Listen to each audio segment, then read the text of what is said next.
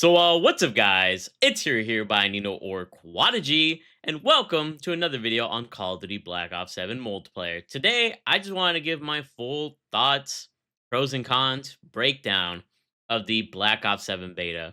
It's pretty much done at this point, and I've played the game a ton. I actually have over a day of playtime, according to the stats that you can get from the Call of Duty website if you put in your Activision ID. And I just thought it'd be important to let you guys know if Black Ops 7 itself is the game cooked on release. Because there's a lot of good things about it, but there's also some bad things that could happen between now and the launch of the game. Without first of all, let's talk about the great things with the game, the pros. First off, that open Moshpit that they added within the beta, that legit changed the game for me. I was thinking that, it's going to be tough to upload Black Ops 7 this year with how sweaty it is. And even though I think I'd be able to get through and probably still drop nukes with the harp and stuff, I knew it'd be more annoying than years in the past. I feel like with every year since probably Modern Warfare 3, they've upped the SVMM a little bit more and more. And that's to a point where it's unbearable and a lot of people are leaving the game. And so they really stunted, like, a lot of stuff to make the open mosh pit happen. Thanks to Battlefield 6 putting a lot more pressure, combined with Call of Duty players kind of being tired. I'm glad that they finally took this route and that SVMM is less of a problem within the playlist. I think it's a very good thing to be receptive like that, and I really hope they carry through to launch. It's got to be at launch. I'll be talking a little bit more about it probably in the con section. When it comes to the maps, I think overall the maps are super creative and visually stunning. Like, we got all sorts of different environments within the 6 beta maps within the game. We have a snow map. We got a lot more like futuristic looking maps, but we also even have like some desert areas. The forge looks really beautiful as well. You can just really like notice things off in the distance, and I like that I'm being transported through different parts of the world. It seems like when playing this game, I mean, we have a freaking cat cafe on that Toshin map. Like, everything, the environments look really rich. I really love the detail they took with the maps. I'm kind of mixed on some of them though, in the way that they play. For me, the Forge, I don't know if it plays the best with all the doors and the windows that you can go through. I don't know if it's as easily defined as like some of the other maps. Like Cortex is easily the best map just because the 3-lane structure is really set in stone on that map. But then again, it's not also the most visually appealing. You could take something else like Toshin, which is a lot more visually appealing and definitely very much so creative. But the 3 lanes are a little bit weird, especially the middle is a little bit weird with the map layout. Exposure, I'm like hit or miss on. I don't feel like I really got a lot of playtime on exposure, but every time I did get in like a pretty decent lobby, I feel like it played well. But then when people started leaving, the map is only like against 5 players, I'm against 4 players, then it started to feel a little bit slow. I did love the aspects of exposure allowing you to really utilize the wall jumps, and they were really creative with some of the aspects on that map. I just think sometimes 6 players isn't enough for that map. It'd be nice if I could play like 7 or 8 players. But all in all, I thought the map was pretty solid. When it comes to Blackheart, at first I was kind of turned off about this map. I didn't think it was going to be like another Babylon 2.0 because I really love Babylon. But after playing the map more and getting more used to the engagements and the situations, it's really, really awesome. I don't think it's Babylon levels of awesome, but I think it's an A tier map as opposed to an S tier map. I love the wall jumping in the middle with the rotating cylinder. I thought that was really creative. And like I said, it's just like every map is very, very much so has its own identity. And I like that in the game. So overall, the maps are a very good thing in this game. I'm excited to see what the other environments, the other 10 maps kind of give us. When it comes to the guns and the gunplay itself, I really love how the guns melt in this game. I'm a big fan of the TTK. Some people don't like the really fast TTK. For me, I love it when my guns can do what they have to do. It's cool. I know they're gonna like rearrange the TTK a little bit more, especially towards launch, and they've kind of started doing that with like the Dravik and the M8 itself. They both still melt, just not as fast as before, but I still think it's in a really good spot. So as long as they have that baseline fast TTK, I'm gonna be fine. I think other people will be fine once they adjust things, but overall, it's really fun to play with the weapons in this game. I love the futuristic vibe. They look good, they sound good, and it's nice to be a little bit more creative with the designs now that they're making a game in the future, which is nice. We're not seeing the typical MP5, M4, just variations of those that can be imaginative, in a future, I guess you could say. The score streaks. These are probably going to be the best score streaks at the launch of a game, or not even the launch, but the beta of a game. I swear, with every Call of Duty since maybe since the MW2 Warzone 2 era, I've never felt like the score streaks were all that. But with the score sheets that they've given us, I feel really, really happy with them. We have, the combination of UAV and counter UAV, which in combination with Looper allows you to get your third streak, which could be a really good streak, like the Helo or the VTOL or the HXDs. So the combination of Looper being in the game and then the score streaks themselves actually being solid is incredible. The HXDs are devastating. They actually get you a ton of kills if you end up earning it, and it's a very good reward. The VTOL be going in, making people rage quit like it did back in BO2. The Rhino, I'll say, needs to be adjusted. I don't think it should be at 1300 score for how kind of weak it is. I feel like it should be somewhere around the Gravemaker or something. Not 1300 though. I think that's a little bit too high. I would expect the Rhino to be a little bit more devastating. And the same with the dog. I feel like the dog is more like a distraction than an actual killing machine. But at that point, I wouldn't mind where it's at. I think it's fine where it is. I would just expect a little bit more potential out of it. The Overwatch Helo, it's fine. I like it. It's more so just a distraction for me to get my nukes, and it does its purpose well. Pinging the opponents and also giving me a little bit extra kills where the HXDs can't get them. Just for a quick breakdown of the streaks, I really like them, and I'm excited to use the Swarm or the Legion when the full game is out, as well as the EMP. And it's going to be very creative because you can run non lethals with Looper and you can go for nukes, or you can go for a bunch of kills and run like Harp, the HXDs, and the Swarm, or whatever combination of streaks. It's going to be very similar to BO2 in that sense. And I'm really excited for the launch of the game in terms of the score streaks. It's going to be a great time, I feel, anyways. Moving on to the movement, I really like Omni movement. I loved Omni movement within BO6, and I didn't think they would be able to make it better. But honestly, in Black Ops 7, the movement feels even more fluid. Whether you're an Omni movement lover or hater, I think it's really well and suits the purpose of this game. The wall jumps I thought were going to be gimmicky, but you can utilize them in very creative ways. Some maps more than others definitely rely on them. Like, for example, Blackheart, Exposure really are great examples of having to use them to your advantage. And sometimes they're used more for what's it called? For maneuvering around the map. Kind of like in on the snow map. I forget the name. I always forget the snow map. So I'm just gonna call it the snow map. But you have that little middle area where you gotta maneuver around. But at any point in the game, you could just always wall run or wall jump, I should say, and outplay an opponent. And that goes for any map in the game.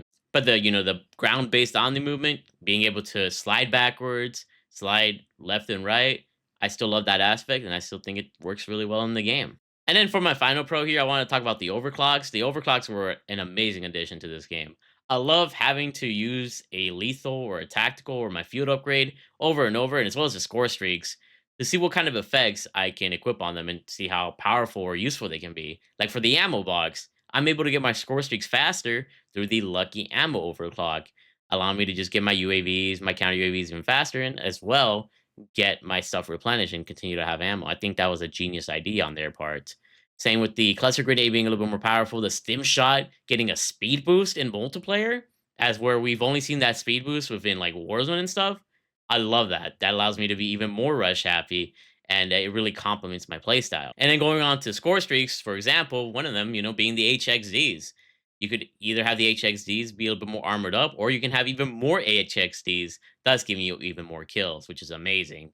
And then like the Overwatch or the Watchdog Helo, you can make it have even more armor so that people spend more time shooting it down, and thus you can get more kills going towards your nuke.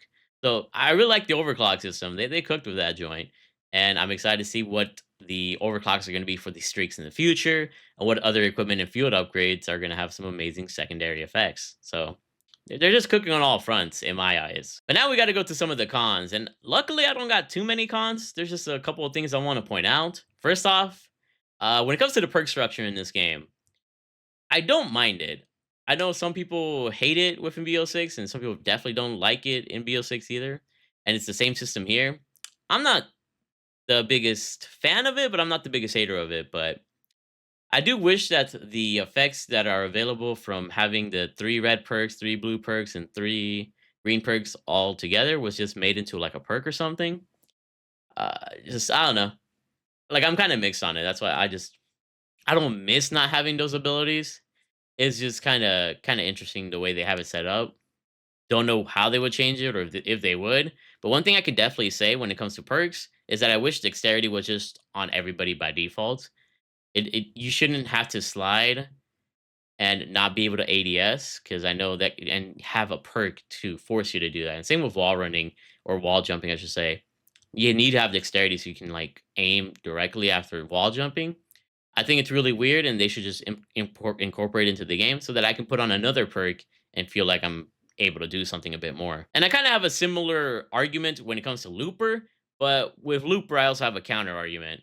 So I kind of wish Looper was, interim to every operator. You're just having Looper by default. You're able to loop your score streaks at will, like we did in previous Call of Duties. But at the same time, I can see why they didn't put Looper in the game, because if you haven't seen Exclusive Ace's recent video, there's a really great strat on how to get your streaks really, really fast. And then you add Looper on top of that strat, putting on the field upgrade that helps you get more score, putting on that ammo box or whatever.